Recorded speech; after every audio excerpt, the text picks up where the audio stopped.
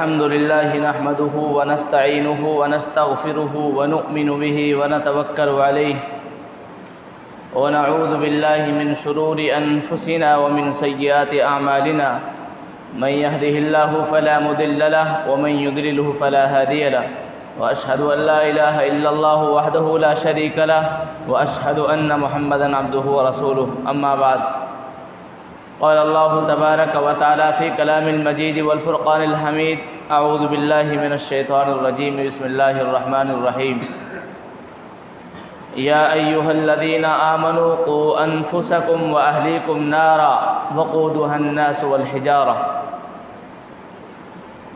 وقال النبي صلى الله عليه وسلم ألا كلكم راع وكلكم مسؤول عن رعيته إلى آخر الحديث أو كما قال عليه الصلاة والسلام۔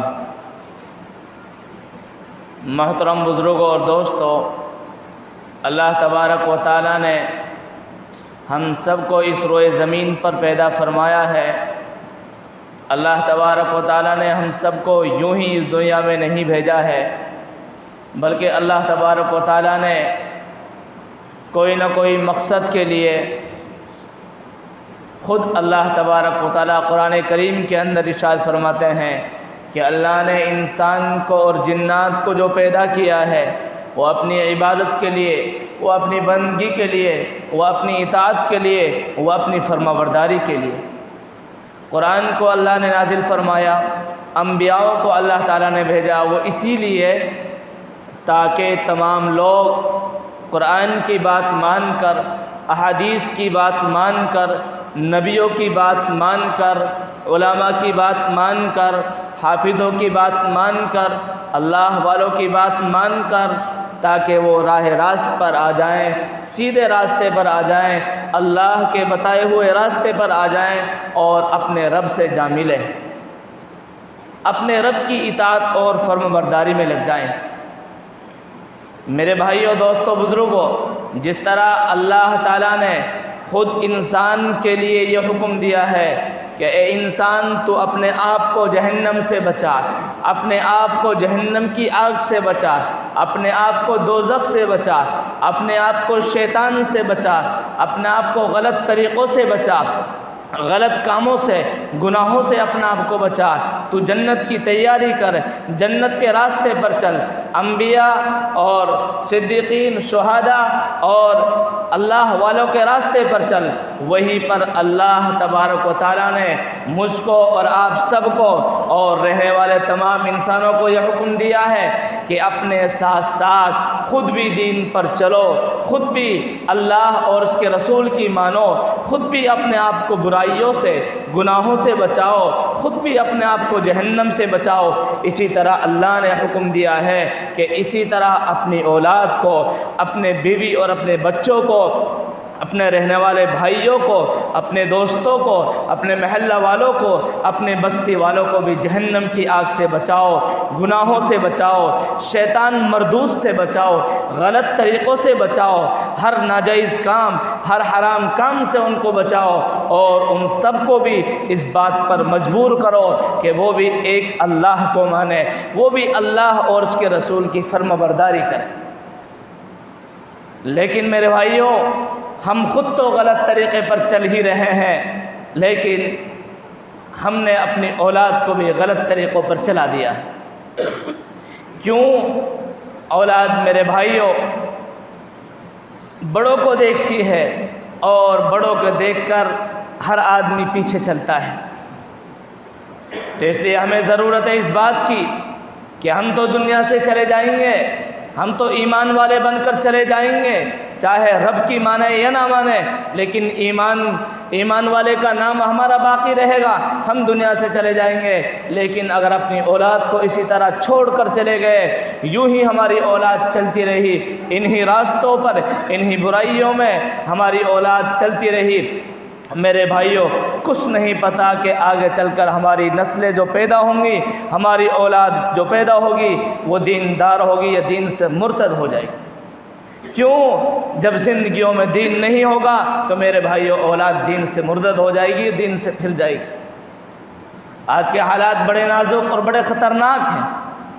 خود اللہ تعالیٰ نے قرآن کریم کے اندر ارشاد فرمایا ہے، یا ایھا الذین آمنوا قوا انفسکم واہلیکم نارا وقودھا الناس والحجارہ، اے ایمان والو اپنے آپ کو، اپنے گھر والوں کو، اپنے بیوی اور بچوں کو، اپنے رہنے والے خاندان کو، اپنے بستی والے اپنے رشتہ داروں کو اس جہنم کی آگ سے بچاؤ۔ کون سی آگ؟ اس آگ سے بچاؤ جس آگ کے ایندھن انسان اور پتھر کو بنایا جائے گا۔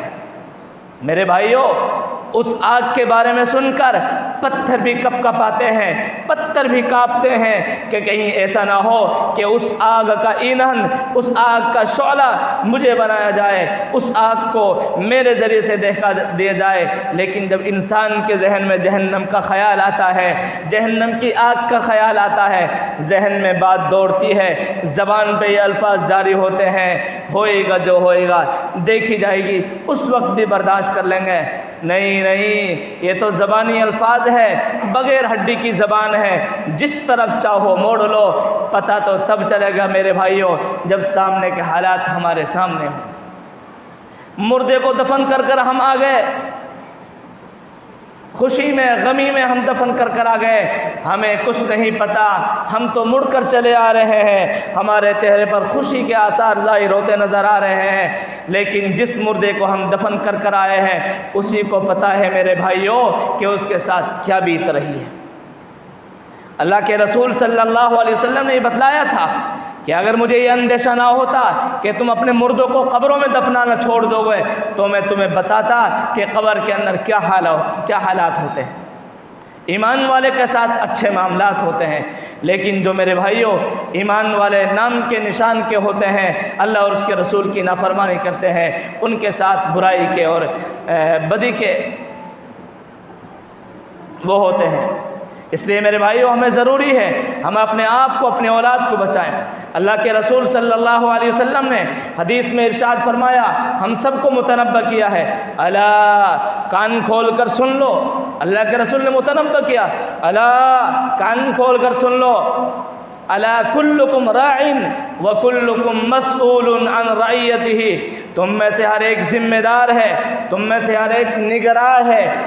کوئی اپنی اولاد کا ذمہ دار ہے، کوئی خاندان کا ذمہ دار ہے، کوئی پوری بستی اور پورا محلہ کا ذمہ دار ہے، کوئی پورے قبیلے کا، پورے شہر کا ذمہ دار ہے، کوئی میرے بھائیوں پورا ایک طبقہ کے رہنے والے تمام لوگوں کا ذمہ دار ہے۔ اللہ کے رسول نے فرمایا ہر انسان سے اس کی ذمہ داری کے بارے میں پوچھ تاچھ ہوگی۔ فالامام الذی علی الناس راع، کہ امام لوگوں کا ذمہ دار ہے، لوگوں کا نگراں ہے، اس کی رعیت کے بارے میں اس کے اللہ تعالیٰ اس سے پوچھے گا۔ وَهُوَ مَسْئُولٌ عَنْ رَعِيَّتِهِ، اس کی رعیت کے بارے میں اللہ اس سے پوچھے گا کہ تو اپنی رعیت کو کس راستے پر چلا کر آیا ہے، کس راستے پر چھوڑ کر آیا ہے۔ وَالرَّجُلُ رَاعٍ عَلَىٰ أَهْلِ بَيْتِهِ، آدمی ذمہ دار ہے اپنے گھر کا، آدمی ذمہ دار ہے اپنے گھر کا۔ وَهُوَ مَسْئُولٌ عَنْ رَعِيَّتِهِ، اللہ تعالیٰ پوچھے گا بندے سے تیرے گھر کے اندر 5 بچے تھے، 2 بیٹیاں تھی اور بھی رہنے والے لوگ تھے، کتنے نماز پڑھا کرتے تھے، کتنے لوگ ایسے تھے جو نماز پڑھا کرتے تھے، کتنے لوگ ایسے تھے جو دین پر چلا کرتے تھے، کتنے لوگ ایسے تھے جن کا لباس غلط تھا، جو غلط طریقوں پر چلتے تھے، کیا تو باپ نہیں تھا ان کا، کیا تیری ذمہ داری نہیں تھی؟ اگر تو چاہتا ان کو سنبھال لیتا، لیکن تو ان کو بگاڑ کر آیا ہے۔ اللہ تبارک و تعالیٰ اس سے پوچھ تاچھ کرے گا اور میرے بھائی اس بارے میں پکڑ کریں گے۔ اور فرمایا وَالْمَرْأَةُ رَاعِيَةٌ عَلَىٰ بَيْتِ زَوْجِهَا وَوَلَدِهِ، عورت جو ذمہ دار ہے وہ شوہر کے گھر کی ذمہ دار ہے، وہ شوہر کے بچوں کی ذمہ دار ہے۔ شوہر تو چلے جاتا ہے کمانے، اب عورت کی ذمہ دار ہے اپنی بھی حفاظت کرے، شوہر کا جو گھر بار ہے، اس کا مال ہے، اس کی بھی حفاظت کرے، اور خادم اپنے آقا کا مال کا ذمہ دار ہے۔ فرمایا الا فکلکم راع وکلکم مسئول عن رعیتہ، تم میں سے ہر ایک کے بارے میں ذمہ داری اور پوچھ تاچھ ہو۔ اس لیے ضرورت ہے میرے بھائیوں، ہم اپنی اولاد کی تربیت کریں، ہم اپنی اولاد کو سنبھالیں۔ خدا کی قسم ہمارے اکابروں کی زبان پہ، ہمارے اکابر بڑے علماء کی زبان پر یہ بات جاری ہو رہی ہے، چاروں طرف سے یہ بات گونج رہی ہے، اے لوگوں اپنی اولاد کو سنبھالو، اپنے نئی نسل کو سنبھالو، اپنے جوانوں کو سنبھالو۔ نظر ایسا آ رہا ہے کہ کہیں آگے چل کر ان کی نسلیں کافر پیدا ہوں گی، مرتد پیدا ہوں گی، یہی حالات چلتے رہے ایمان سے دوری ہو جائے گی۔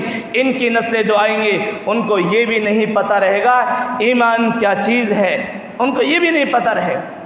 اور مثال دی ہے کہ جاؤ بستی میں، کسی سے مت پوچھنا غسل میں کتنے فرض ہیں، وضو میں کتنے فرض ہیں، نہیں، سب سے پہلے جا کر نوجوانوں کو، 2-3 نوجوانوں کو پکڑو اور پوچھو کہ پہلا کلمہ ہمارے لیے سنا دو جس پر ایمان کا مدار ہے۔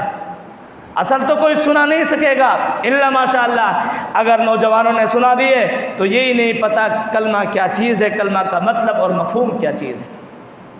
اس لیے ضرورت ہے میرے بھائیوں، اپنے آپ کو بھی سنبھالو، اپنی اولاد کو بھی سنبھالو۔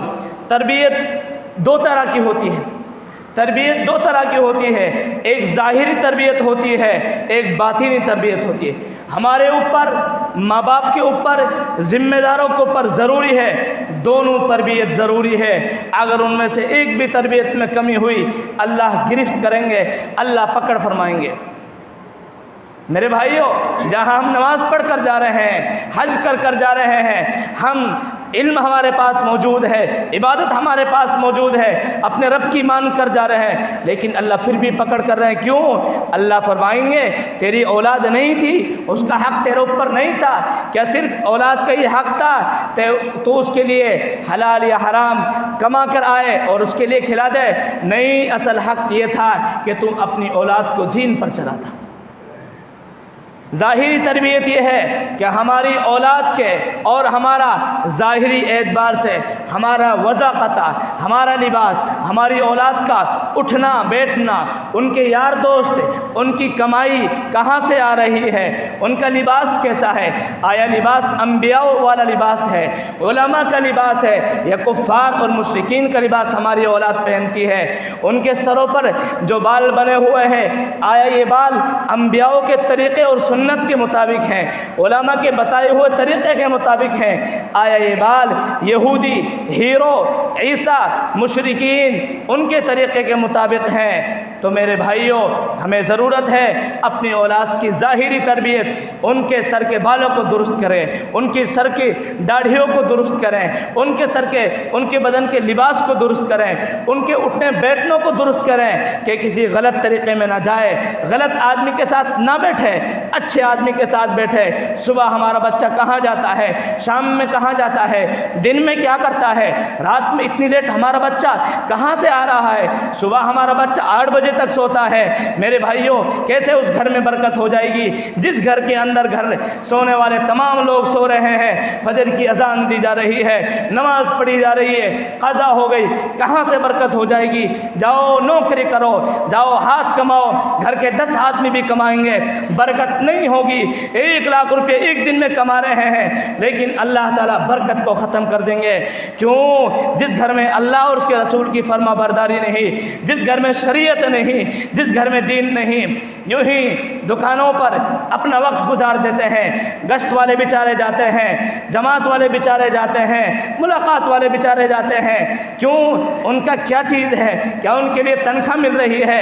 کیا ان کے لیے کوئی پیسہ دے رہا ہے؟ کیا ان کے لیے کوئی اور چیز مل رہی ہے؟ نہیں، وہ اس لیے جاتے ہیں، ہمارے بھائی وہاں بیٹھے ہوئے ہیں، انہوں نے نماز نہیں پڑھی، ان کو نماز کے لیے لے کر آئے، ہمارے بھائی ادھر ڈول رہے ہیں، ان کو دین کا کچھ نہیں پتہ ہے، نماز ان کے پاس نہیں آتی ہے، وہ دین سے دور ہے، ان کو دین کی طرف لے کر آئے۔ لیکن آج تو لوگ جماعت والوں کو بھی، آج تو لوگ ملاقات کرنے والوں کو بھی، گشت کرنے والوں کو بھی بری نظر سے دیکھتے ہیں، آتے ہوئے دیکھتے ہیں تو بھاگ جاتے ہیں جیسے کہ کوئی پولیس آ گئی ہو۔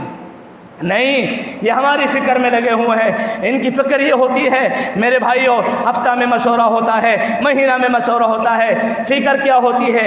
علماء کی فکر ہوتی ہے، جماعت والوں کی فکر ہوتی ہے، کیسے ہمارے نئی نسل، کیسے ہمارے نوجوان مسجد میں آنے والے بن جائیں، 5 وقت کے نماز بن جائیں، کیسے ہماری مسجدیں آباد ہو جائیں، ہماری اولاد کیسے صحیح راستے پر چلنے والی بن جائے۔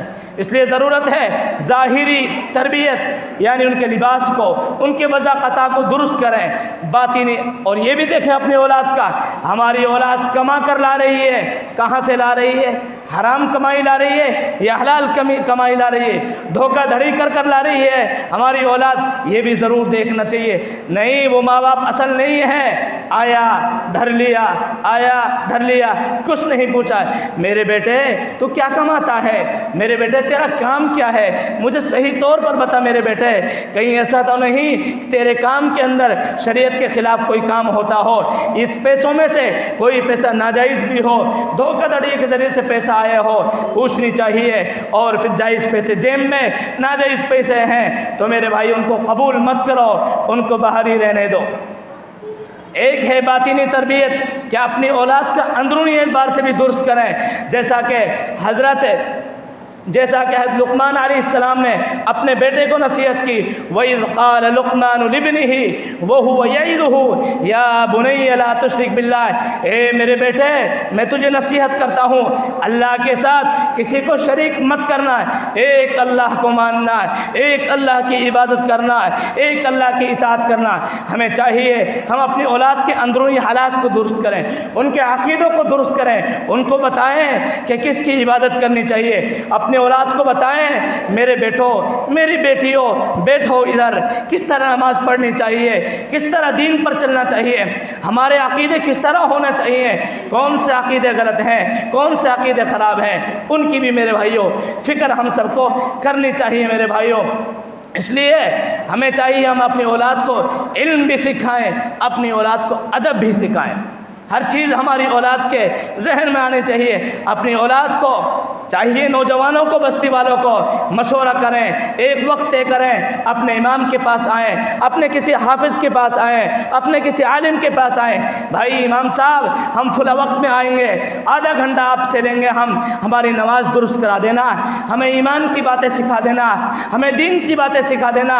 ہم چاہتے ہیں، ہم جوان ہو گئے، ہمیں افسوس ہے قرآن نہیں آتا، امام صاحب ہمیں قرآن پڑھا دینا، ہمیں دینی معلومات نہیں آتی، دینی معلومات ہمیں بتا دینا۔ یہ فکر ہونی چاہیے نوجوانوں کو بھی، بزرگوں کو بھی، اور میرے بھائیوں بچوں کو بھی۔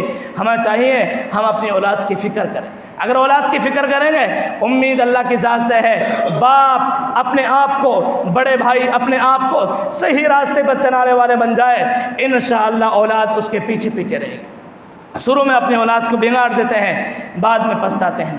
اسی کی وجہ سے، اسی کے خاطر 2 اکتوبر اتوار کے دن غالباً دہلی والی مسجد کے اندر نوجوانوں کا، اسٹوڈنٹس وغیرہ کا اور تمام نوجوانوں کا جوڑ ہے وہاں پر، صرف اسی نیت کو لیتے ہوئے کہ ہماری اولاد کس طرح دین پر چلنے والی بن جائے۔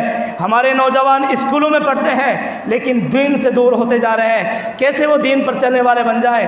تمام نوجوانوں کا جوڑ ہے دہلی والی مسجد 2 اکتوبر 9 بجے سے لے کر غالباً 12 بجے تک ہے۔ اس لیے تمام حضرات، خاص طور سے نوجوان سبھی حضرات وہاں پر دہلی والی مسجد میں پہنچنے کی کوشش کریں۔ ہمارے اکابر علماء آئیں گے اور ہمارے لیے بتلائیں گے کہ ہمیں کس طرح چلنا ہے، ڈاکٹر بننا ہے کیسے بننا ہے، ہمیں آگے بڑھنا ہے کیسے بڑھنا ہے، کس طریقے سے ہم اپنے آپ کو دین پر چلانے والے بن سکتے ہیں۔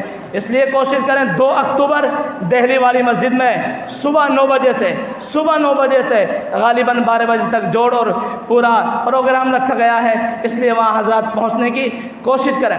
اور اگر کوئی ساتھی اہل خیر حضرات اپنی طور سے 1000 روپیہ، 500 روپیہ، 2000، 3000 دینا چاہتا ہے، پروگرام میں کافی خرچ آئے گا، پورا فرید آباد کا ہے، تمام مسجدوں میں خرچوں کو بانٹا ہے، 2-2، 3-3 ہزار، اگر کوئی ساتھی دینا چاہتا ہے